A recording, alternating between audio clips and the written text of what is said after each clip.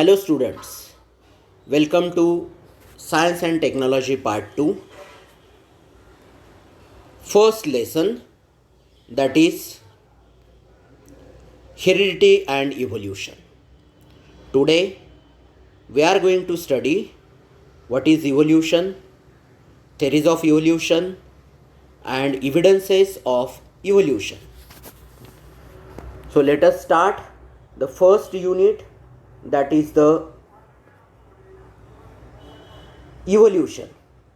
So evolution is the gradual change occurring in the living organism over a long duration.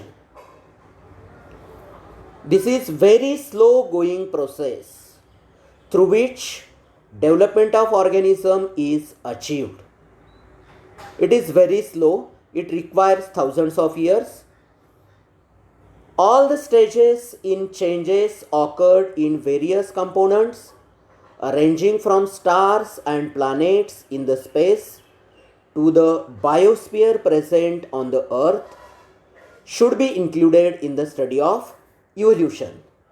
Not only this, the formation of new species due to changes in specific characters of several generations of living organism as a response to the natural selection is also called as evolution. So evolution is a very slow going process. It requires thousands of years and it is gradual unidirectional process.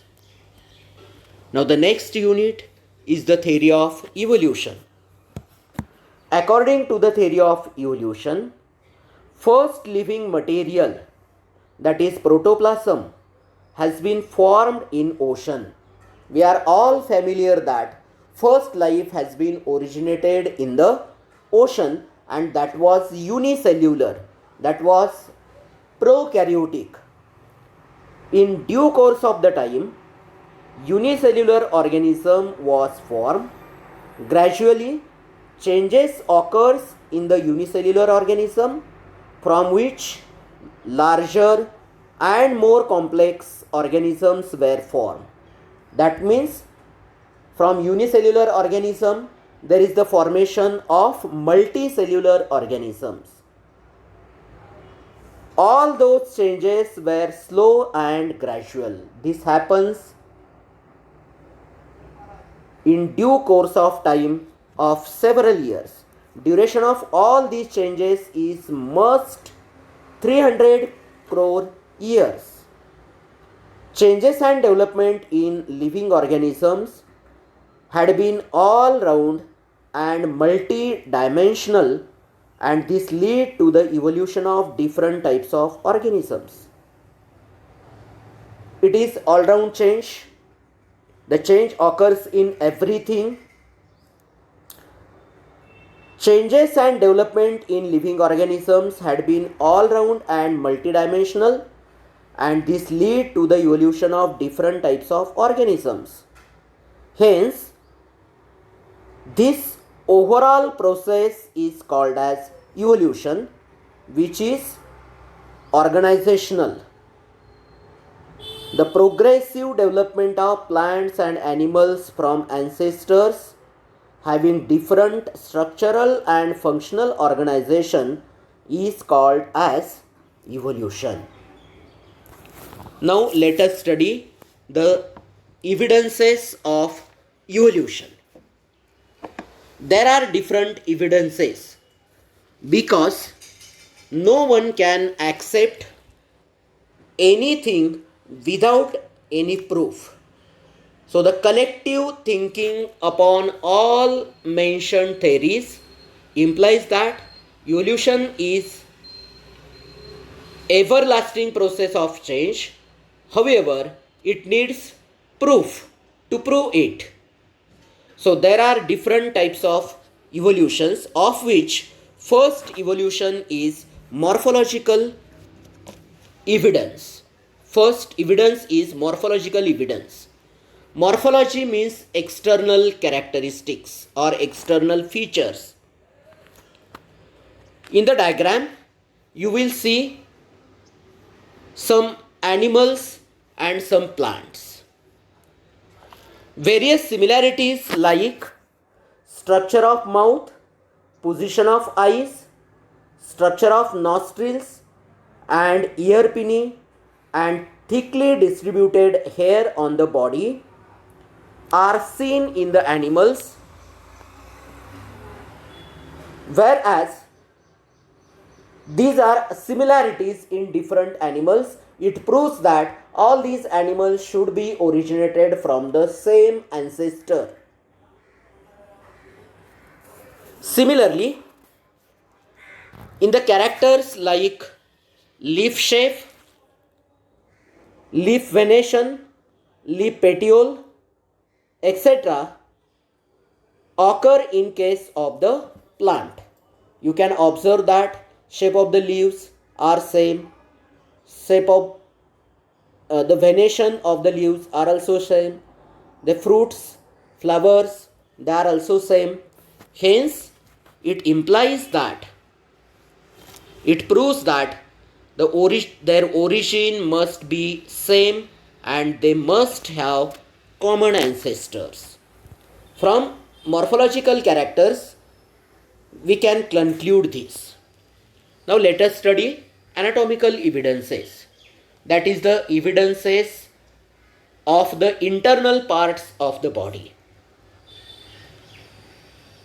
Now if you observe the pictures which is given alongside, there is not seem any superficial similarity between human hands, cat's foreleg and flipper of the fail, patagium of the bat. But externally they are not similar, but the use of each of these structure is also different in respective animals. However, there is similarity in the structure of bones and the joints in the organs of each of these animals. So in each animals, the bones and their joints are same. Hence, from this also we can conclude that there should be the common ancestors. Now, the third evidence, that is vestigial organs. Then what are vestigial organs? The organs which are degenerated and underdeveloped, useless organs of the organisms, they are called as vestigial organisms. These organs were present in the organisms in the beginning, but they are not being used. Hence, there is no development of the organisms and the organs remains undeveloped. Such undeveloped organs which are not useful to the particular organism is called as vestigial organs. Let us study different vestigial organs, in which first one is the appendix. So appendix is the sac-like outgrowth of the large intestine in the human body, which is useful in grazing animals or ruminating animals, that is herbivorous animals, but it is vestigial for man. There is no any use of the appendix in the human body. Hence it becomes a vestigial organ. There is another vestigial organ, that is the tailbone, present in the human being. Tailbone is the remains of bone which is a part of or the tail of a vertebral column. So this bone nowadays exists in a form of scar. So this is known as tailbone or coccyx. It is present in the body of human being. In short, it is also known as marked heart. The next one is the ear pinna. The muscles of ear pinna, which are useless to human, are useful in monkeys for the movement of the ear pinna. You might have observed that the ears of the human being are fixed. Their muscles, they are not useful to us, but the muscles in ear pinna are useful to the other animals like monkeys, cows, then goats. They can show the movement of the ear pinna. So these muscles for us will be a vestigial organs. Now next one is the wisdom teeth. Wisdom teeth are the pair of teeth which are present at the end of upper and lower jaws. It is to be said that these teeth are called as in Marathi Akkal Dad. These teeth are not useful for chewing purpose. They are only just present in our jaws. They are of no use for eating process. Hence for us they are the vestigial organs. Then fourth evidence, that is the paleontological evidence. Large number of organisms get buried due to disasters like flood, earthquake, volcanoes, etc. Due to high pressure, high temperature of the sediments above it, it has been converted in the form of either impressions or the dead remains. The remnants and the impressions of such organisms which remains preserved in the ground, these are known as fossils, and the study of fossil is called as paleontology. This paleontological study has important aspect in the study of evolution. You will observe that there are certain fossils or impressions present under the ground. They have been noticed when there is certain excavation. During this excavation process, you will find that there are certain fossils or there are certain impressions present under the ground, and these impressions or fossils shows that these organisms were present on the earth for so many days, so many years ago. Now the study of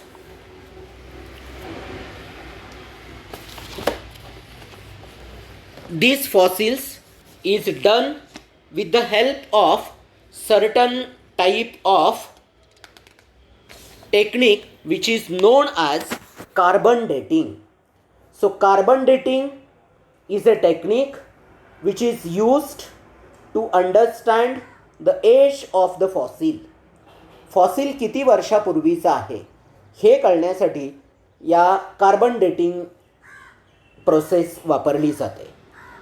living organisms contains two types of carbon isotopes, that is C14 and C12. There are three different modes or the methods to detect or to determine the age of the fossil, in which first one, that is time passed since the death of the plant or the animal. How it has been came to know? There is the checking of or estimation of C14 and C12. The ratio between the C14 and C12 changes continuously as C14 is radioactive and C12 is not radioactive. Hence the ratio undergoes continuously changing. Hence, we come to know that the age of the fossil is of how many years? Then measurement of the radioactive C14, and last one is the ratio of C14 and C12 present in the body of the fossils.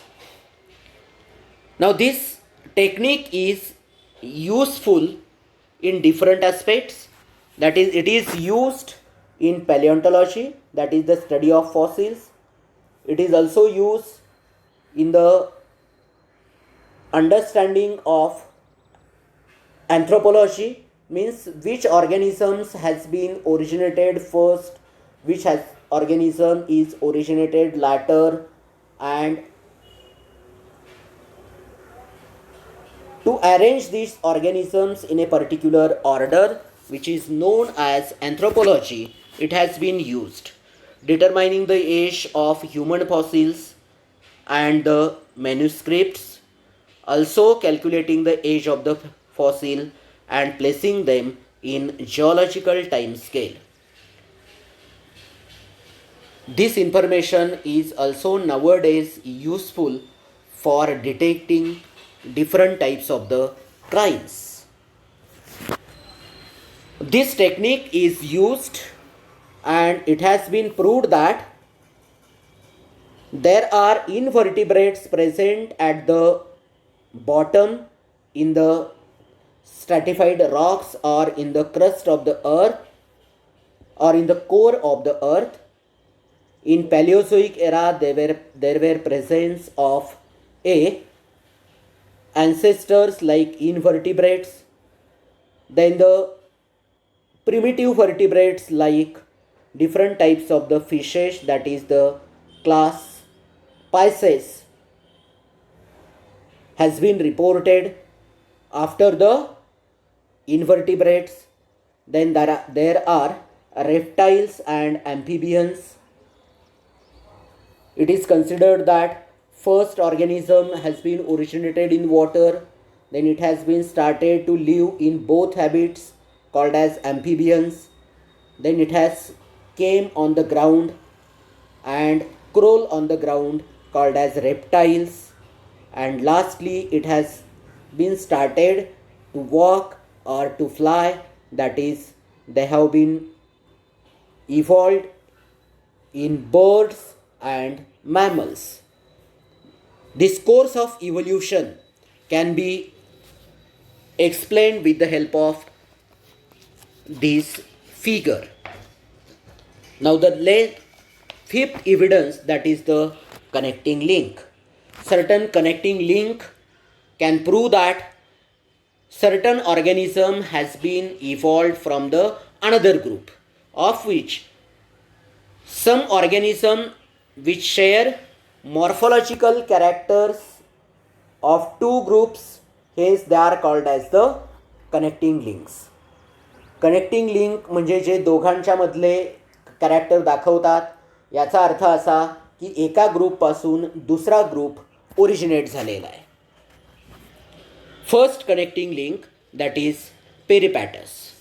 So Peripatus is the animal which shows the characters of Annelida and Arthropoda. These are the two different classes of invertebrates.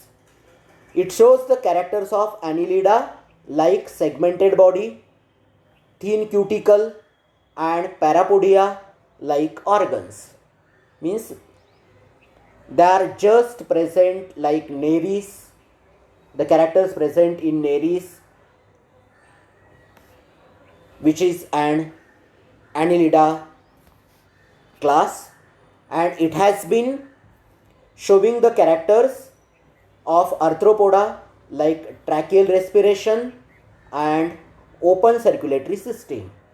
This is the class of Insecta, just like the grasshopper. So it shows that there is a connecting link between Annelida and Arthropoda, means there should be evolution of Arthropoda from the Annelida. Next connecting link is duckbill platypus. This is the animal which shows the connecting link between reptiles and mammals. It has the reptilian characters like egg laying habit, scales on the body, and crawling habit. Then the mammalian character, that is the presence of mammary glands, means they are feeding their offsprings. It shows that mammals are evolved from the reptiles. Last one, that is the lungfish. Lungfish is the connecting link between the fishes and amphibians. It shows the characters of fish, that is the fish-like body, and character of amphibians, that is respiration with the help of lungs. And due to these two characters, we can conclude that amphibians should be originated from fishes. Then next one, that is the embryological evidence. There are certain stages shown in the diagram. You have to carefully observe these stages of embryonic development of some animals. There are different animals like fish, then salamander. These are three different stages. Then tortoise, then chicken, then pigs, cows, rabbits, and man. There are three developmental stages of each, and you will observe that the early stages, the comparative study of the embryonic developmental stages of various vertebrates gives an idea that all embryos shows extreme similarities in the early stages, and it emphasizes that there is the similarity in the initial stage, indicates that there are common origin of all these animals. So all these animals should be originated from a common origin. Means all these vertebrates should be originated from the invertebrates. Lastly, you have to write what is evolution. Then write a brief note on morphological evidences with their examples. Then anatomical evidences, again with their examples. Then vestigial organs. Separate a short note can be asked on vestigial organs. Then paleontological evidences. What are paleontological evidences? What is fossil? Then carbon dating, then connecting link, and embryological evidences. You have to write all these. Here it is carbon dating. There is certain mistake in the spelling. Varnan is not there. It is carbon dating. And you have to write all these with the help of either this video or with the help of textbook, and study it well, prepare it well. Thank you.